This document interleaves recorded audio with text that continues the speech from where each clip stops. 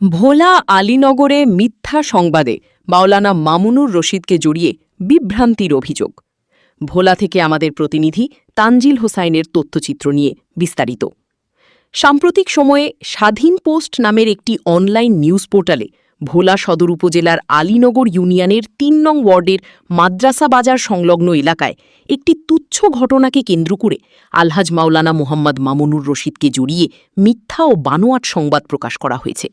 এতে এলাকায় মিশ্র প্রতিক্রিয়া ও চাঞ্চল্যের সৃষ্টি হয়েছে। স্থানীয় সূত্রে জানা গেছে, মাওলানা মামুনুর রশিদ কোনো জমি দখলের চেষ্টা করেননি, বরং নিজের ক্রয়কৃত জমিতে বসবাসের উপযোগী পরিবেশ তৈরির জন্য পুরনো দেয়াল সংস্কারের কাজ করছিলেন। অভিযোগ উঠেছে, একটি মহল উদ্দেশ্যপ্রণোদিতভাবে ঘটনাটিকে ভিন্ন খাতে প্রবাহিত করে আলহাজ মাওলানা মামুনুর রশিদকে হয়রানি করার চেষ্টা চালাচ্ছে। স্থানীয়দের ভাষ্যমতে হাজী শহীদুল ইসলাম ও তার পরিবারের পক্ষ থেকে বিভ্রান্তিকর তথ্য ছড়িয়ে পরিস্থিতিকে ঘোলাটে করা হচ্ছে।